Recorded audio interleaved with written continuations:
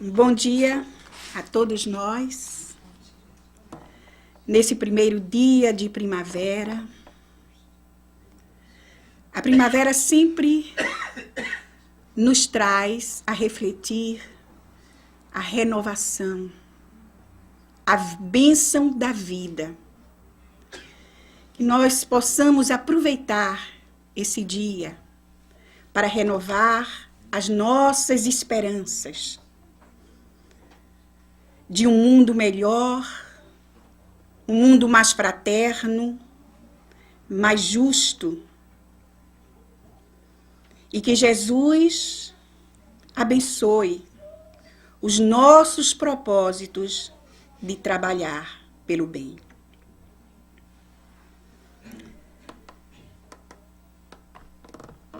Ao longo do tempo e hoje, ciências como a parapsicologia, a psicobiofísica e o espiritismo, sem descartarem as probabilidades de sugestão, explicam os fatores que facilitam as curas paranormais. O poder da mente nos fenômenos humanos já era conhecido pelos hindus, pelos chineses, pelos egípcios e muitos outros povos da antiguidade, que tinham seus sacerdotes médicos, não somente místicos, mas conhecedores da psicologia humana.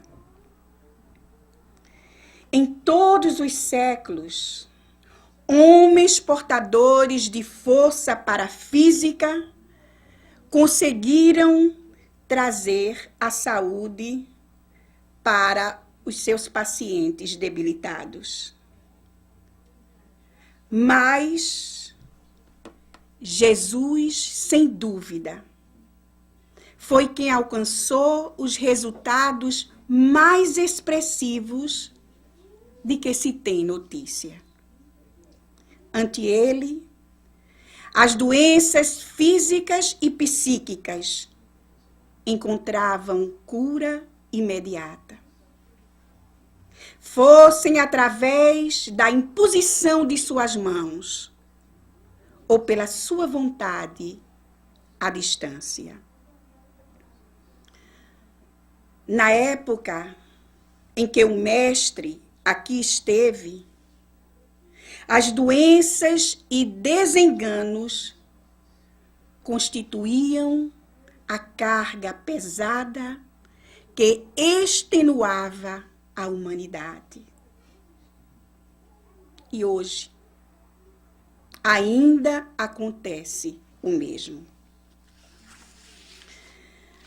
Enfermos vinham de toda parte, portando doenças as mais complexas. E o mestre, tocando-os, curava-os. E ele fazia isso com muita compaixão e fazia diante de todos. As psicologias, aliás, as patologias da época eram vistas pelo desfile das misérias orgânicas e morais. Cegos, aleijados, lunáticos, leprosos e ainda os doentes da alma, como os obsidiados, os perversos, os revoltados, ciumentos, inseguros, viciados.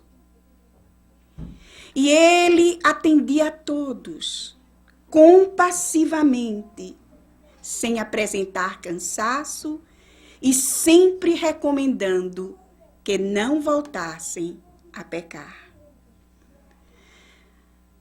A notícia de sua presença trouxe peregrinos de toda a Galileia, da Judéia, de Jerusalém e do além do Jordão. Ele, usina geradora de força, ele tinha energia curativa. E essa energia, sem prejuízo qualquer para a fonte de produção. A sua força restaurava as carnes destroçadas, desobstruía os condutores, facilitando assim a circulação da vitalidade. Ele é único na Terra, conhecedor em profundidade dos problemas psíquicos dos seres, das enfermidades degenerativas. Ele sabia como controlá-las. Os subjugados por longo tempo de obsessões foram pelo Senhor desalgemados e colocados na claridade da saúde. Portadores de tormentos profundos do ser recuperaram a lucidez. Jairo era um conhecedor da lei e dos profetas. Ele era chefe da sinagoga. Por essa razão, ele detinha uma posição de destaque na comunidade onde vivia. E isso o impedia de se aproximar de Jesus. Até que a dor adentrou o seu lar. A sua filhinha encantadora encontrava-se muito doente. E ele já tinha feito tudo para restabelecer a saúde daquela criança. Mas tudo havia sido inútil. A morte estava lhe levando a filhinha. A angústia da separação venceu os preconceitos da época. E ele então decidiu ir até Jesus. Chegando lá, ele falou: a minha filhinha, Senhor, acaba de morrer, mas vem impor-lhe as tuas mãos. Com certeza ela viverá. O mestre, vendo aquele homem arrebentado pela dor, seguiu, e os discípulos foram com ele. Chegando à casa, defrontaram com o desespero da família, já pranteando a menina morta. O mestre, então, percebe que ainda não houvera dado a ruptura total dos vínculos com o corpo, o que significa que o espírito ainda ali estava. Jesus então assevera: a menina não está morta, ela dorme.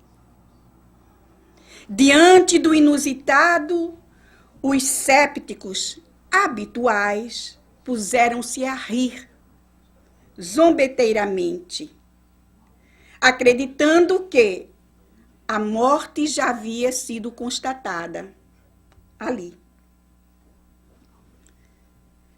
Indiferente à ignorância geral, Jesus tomou a mão da menina e chama-a docemente. Levanta e depois entrega aos seus pais. E naquele instante, aquela mesma multidão zombeteira passa a cantar hosanas. A alegria toma conta das almas simples ante o fenômeno produzido pelo Rabi. A sua fama se espalhava cada vez mais e por todo lado. Irradiando a sua energia restauradora, ele modificava a estrutura do ser, deixando, no entanto, ao enfermo os resultados futuros como decorrência. Se continuassem a agir mal, piores dores propiciariam a si mesmos, quando sadios permaneceriam em paz. Joana de Ângeles, no seu livro Refletindo a Alma, nos diz que Jesus penetrava com segurança nos refolhos do indivíduo e descobria ali as reais aflições essas que o nosso inconsciente procura esconder. Toda terapêutica proposta por Jesus é libertadora, total e sem recuo. Identificando o problema, o mestre desperta o indivíduo para o problema que ali estava. E pede a ele que não reincida no erro, no comprometimento moral com a consciência, a fim de que não lhe aconteça algo pior. Além disso, vejam bem, era necessário a participação efetiva daqueles que o buscavam. E como é que era essa participação? Em diversas passagens do Evangelho, nós encontramos o questionamento que Jesus fazia aos doentes que o buscavam.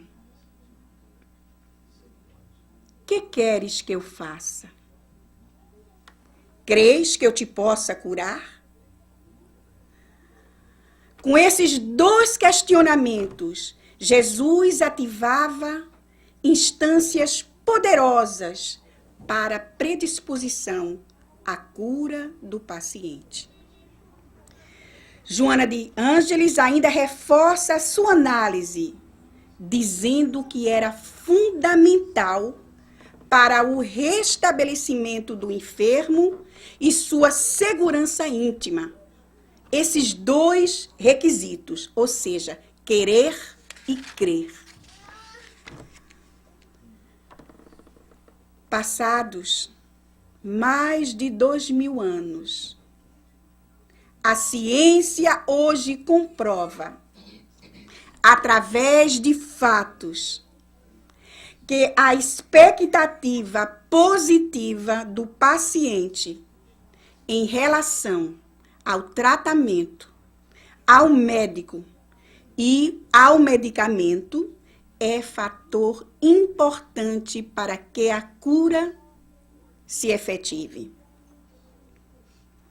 O Dr. Bernie Siegel, famoso cancerologista norte-americano, relata que a pesquisa científica de outros médicos e a sua experiência clínica diária convenceram-o de que o estado do espírito altera o estado físico por meio do sistema nervoso central, do sistema endócrino e do sistema imunológico.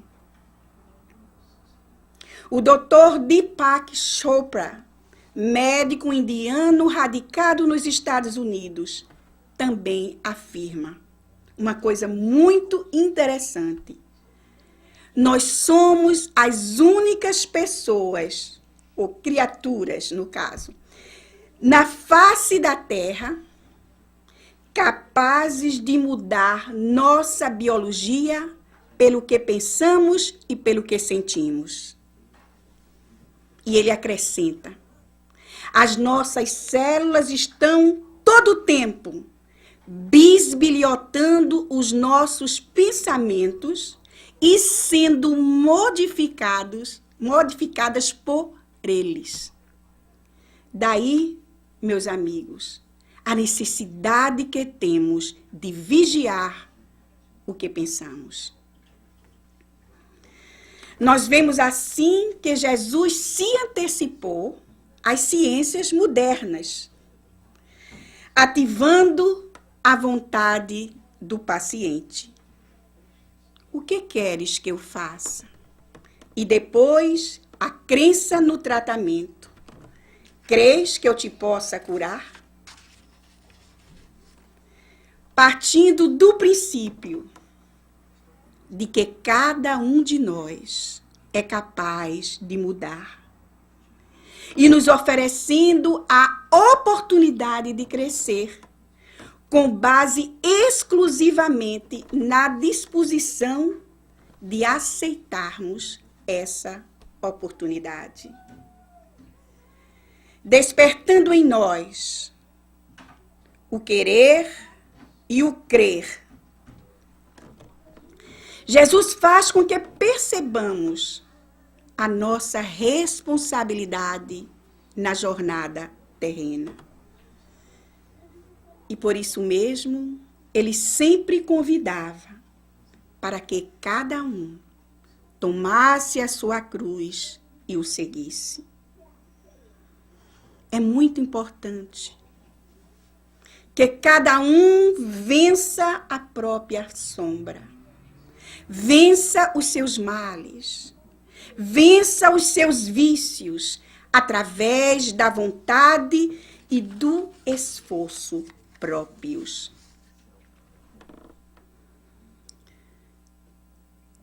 Jesus, certa vez, se dirigia com os discípulos para os lados de Tiro e Sidom, quando uma mulher cananeia começa a gritar: Senhor, tende piedade de mim. Senhor, filho de Davi, me ajuda, tende piedade. A minha filhinha está cruelmente atormentada por um demônio. Jesus, conhecedor da alma humana, naquele momento não diz nada. Sabia ele da impaciência e da irritabilidade dos discípulos. E estes logo se manifestaram.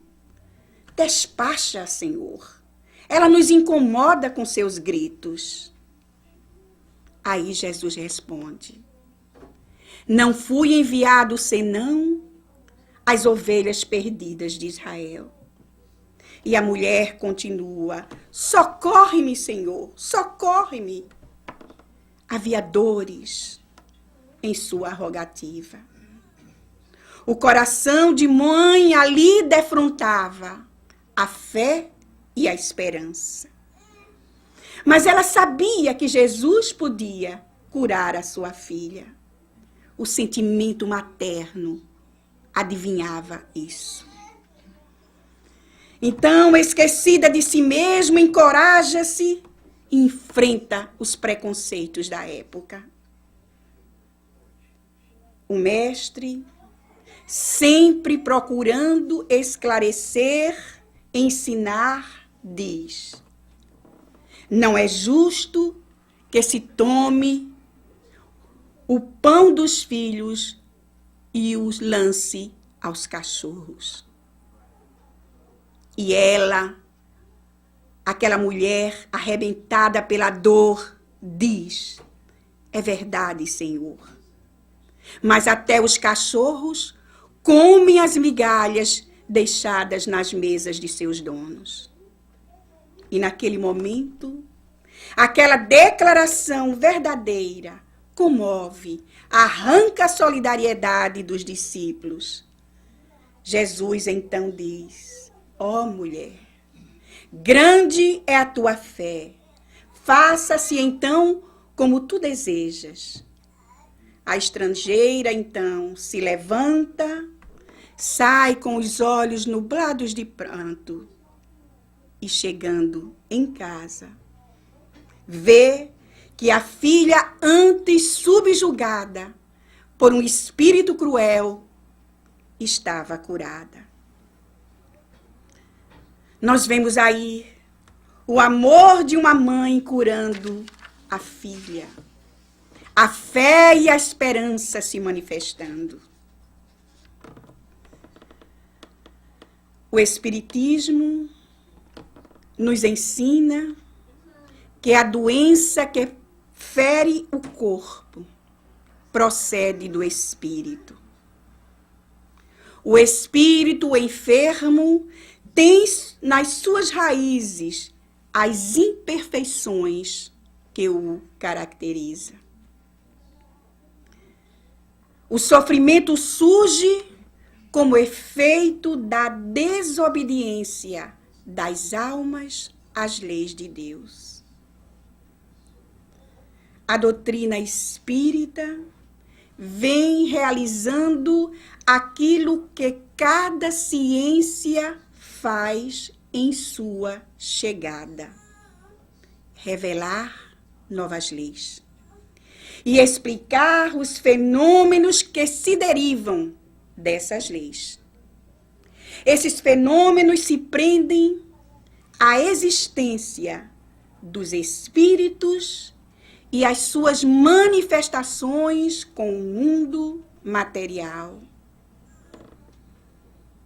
Mas dizer que isso é sobrenatural, seria preciso provar que os espíritos e suas manifestações são contrárias às leis da natureza. O espírito é a alma que sobrevive ao corpo. É o ser principal, pois não morre. Já o corpo se destrói. E a destruição do corpo é também uma lei natural. Durante a encarnação, o espírito age sob a matéria por intermédio do seu corpo fluídico ou perispírito. Um espírito desencarnado, não tendo mais o corpo carnal como instrumento, quando é necessário, utiliza os órgãos materiais de um encarnado. É o que chamamos de médium. Faz como alguém que, não podendo escrever, serve-se da mão de um secretário.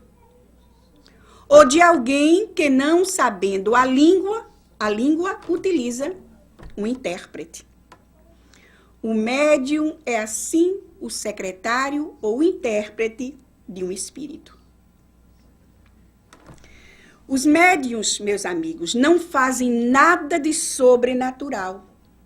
Por conseguinte, não fazem milagres. As próprias curas que vemos aí não são miraculosas. Elas acontecem devido à ação de um agente fluídico que faz o papel de agente terapêutico. O Espiritismo nos dá a chave de uma multidão de coisas inexplicadas e inexplicáveis que, em tempos remotos, puderam passar por prodígios. Os fatos considerados milagrosos e que sucederam antes do Espiritismo encontram explicações nas leis que o próprio Espiritismo vem revelar. Mas aí perguntamos, como é que se dá a cura espiritual? A doutrina espírita nos explica. O fluido universal é o elemento primitivo do corpo carnal e do perispírito. Esse fluido condensado no perispírito pode fornecer ao corpo os princípios reparadores. Mas o agente propulsor é o espírito encarnado ou desencarnado, que infiltra no corpo deteriorado uma parte da substância do seu envoltório fluídico. A cura assim se manifesta pela substituição de uma molécula sã a uma molécula malsã. A potência curadora está na razão da pureza dessa substância inoculada. E ela depende ainda, vejam bem, da energia da vontade, das intenções que animam aquele que quer curar e aquele que quer ser curado. Lembram do que falamos antes das lições de Jesus, do querer e crer? Pois é, aí está. Há pessoas que realmente detêm a faculdade de operar sobre certos doentes curas imediatas. Seja por uma imposição de mãos ou por um ato de vontade. Mas entre esses dois polos extremos, ou seja, entre a imposição de mãos e o ato da vontade, existem infinitas variedades. E isso sempre foi observado em todas as épocas e em todos os povos da humanidade. Mas o princípio é sempre o mesmo. É o fluido que desempenha o papel de agente terapêutico. Nós vemos que essas espécies de curas repousam sobre um princípio natural. Aquele que a produz não é um privilegiado, como dissemos antes, já que elas não saem das leis naturais. Uma pergunta que se encontra na Gênese, obra da codificação kardeciana. A pergunta é: Deus faz milagres? E a resposta está nessa obra. Como nada é impossível a Deus, Ele os pode fazer. Mas Deus tem feito milagres?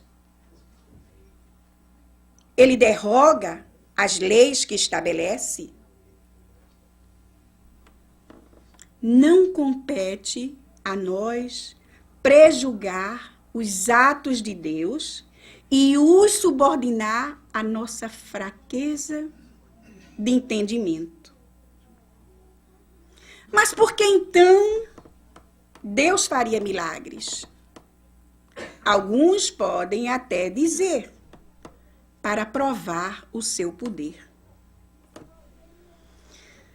Mas o poder de Deus não se manifesta de maneira muito mais potente pelo conjunto grandioso de suas obras, pelo conjunto da criação, pela sua sabedoria previdente, pelas leis que regem o universo, tudo isso não é muito, muito superior? Nós vemos ainda uma outra reflexão na Gênese sobre a questão. Admitindo que a questão dos milagres não seja da alçada do Espiritismo e apoiando-se no raciocínio que Deus nada faz de inútil, a doutrina espírita nos orienta que os milagres não são necessários à glória de Deus. Nada se afasta das leis gerais. Deus não faz milagres porque, sendo suas leis perfeitas, ele não tem necessidade de as derrogar. Se alguns fatos ainda não compreendemos, é porque nos faltam os conhecimentos necessários. O tratamento das doenças espirituais tiveram um avanço considerável ao longo do tempo. Embora se saiba que nem todas as doenças possam ser curadas. A doutrina espírita nos oferece conhecimentos até então ignorados. A maioria dos tratamentos espirituais são realizados através do passe puro e simples, da água fluidificada, da prece, de reuniões de obsessões e até mesmo de cirurgias espirituais. Mas todos esses tipos de tratamento têm como elementos básicos o pensamento, os fluidos e os espíritos. O nosso confrade, orador, médium espírita, Divaldo Pereira Franco, em entrevista a um jornal de Foz do Iguaçu, falando sobre operações e cirurgias espirituais, disse que transformar o centro espírita em pequeno hospital para atender a todas as mazelas é uma temeridade. Isso seria um desvio da finalidade do espiritismo. Pode-se, sim, diz o nosso confrade Divaldo, se fazer um atendimento a doentes que são portadores de problemas na área da saúde espiritual, aplicando-lhes passes, água fluidificada, a prece. O que ele quer nos dizer é que a função principal da doutrina espírita é iluminar consciências. As consciências daqueles que a buscam, atendendo assim às necessidades de paz. Ele tomou como exemplo, nessa entrevista, o nosso querido Chico Xavier, a maior antena transreceptora da mediunidade, ressaltando que Chico sempre foi assistido por médicos terrestres.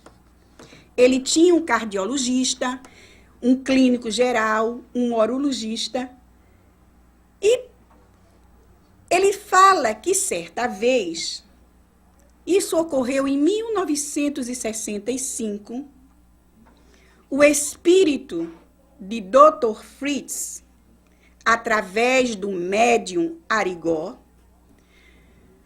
se ofereceu para curar o olho de Chico com uma cirurgia.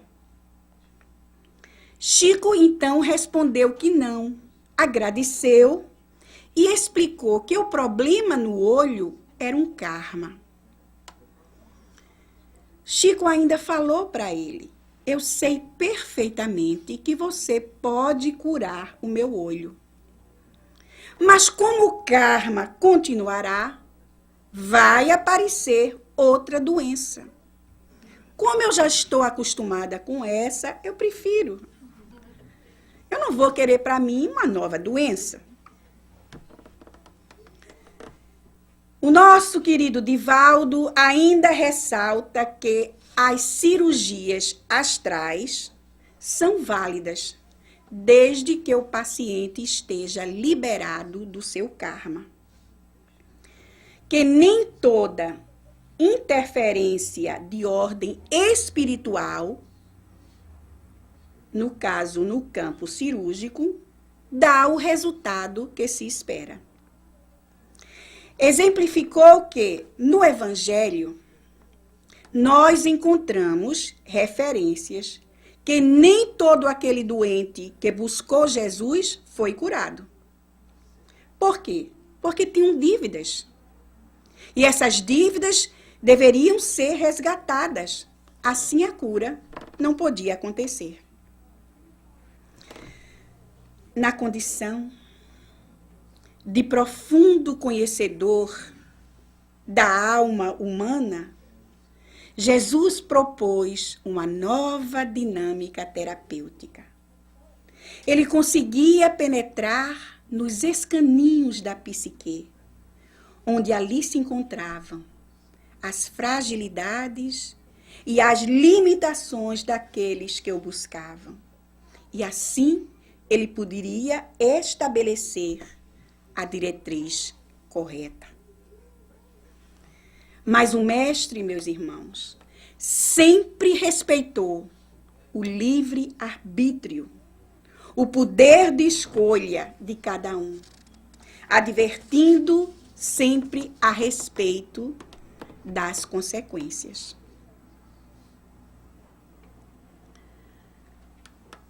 Depois da volta de Jesus ao plano espiritual, os apóstolos se reuniram na casa do caminho. E ali eles comentavam os feitos de Jesus, eles oravam, eles amavam. Ali, naquela casa, foi criada a primeira comunidade fraternal da humanidade. A pobreza dos bens materiais, naquele lugar, era grande. Mas aqueles homens que ali estavam eram enriquecidos com a solidariedade, com a compreensão, com a fraternidade, com os deveres para com o próximo. O socorro material e moral, a viuvez, a orfandade, necessidades de toda ordem eram atendidas por aqueles homens de bem. A presença psíquica do mestre não permitia que eles sentissem a sua falta. A casa que ficava no caminho entre Jerusalém e Jope, daí o nome Casa do Caminho, tornara-se um santuário que abrigava a dor, que abrigava o indivíduo, fosse ele crente ou não, mas que fosse um necessitado de galgar a evolução. Ali se encontravam enfermos de toda matiz, portadores de hanseníase, alienados mentais, obsidiados, mendigos, idosos, crianças desamparadas e ainda, vejam bem, todos os tipos de párias, de ociosos, de exploradores que se aproveitavam dos servidores do mestre. A presença de Simão Pedro inspirava paz e confiança na gente que ia ali. Enquanto ele falava sobre Jesus e suas realizações, o auditório se elevava, criando assim a psicosfera propiciatória aos fenômenos mediúnicos. E ali eram realizadas curas, psicofonia, voz direta, aroma de essências raras. Tudo sobre a bênção dos espíritos benfeitores de luz. Estevão vivera ali, na casa do caminho, até o seu holocausto. Sempre abnegado, fiel, inspirado por Jesus. Morreu ele sobre pedradas depois de um simulacro de julgamento. Morreu ele contemplando em êxtase o seu mestre amado. Estevão foi o primeiro mártir, depois de Jesus, que iria dar início às perseguições aos cristãos, que se arrastariam por 300 anos. Paulo também foi para a casa do caminho. Chegou lá exaurido, fisicamente e moralmente. Em princípio, ele foi recebido com desconfiança, mas depois foi aceito com carinho. Instalava-se ali naquele lugar, a base de outro reino. Aquele era um modelo para o futuro. Mas havia um problema. Manter o equilíbrio entre os enfermos intolerantes, caprichosos, cheios de preconceitos, acalmar ali as intrigas, preservar a ordem e a disciplina, resguardar a moralidade naquele lugar. Não era tarefa fácil. Era um grande desafio, uma carga pesada para os servidores de Jesus. Mas a exaltação do amor predominava. E por conta das curas inegáveis que ali aconteciam, a perseguição caiu sobre os servidores do Mestre. A casa do caminho permanece até hoje como símbolo da caridade, da fraternidade para todo sempre.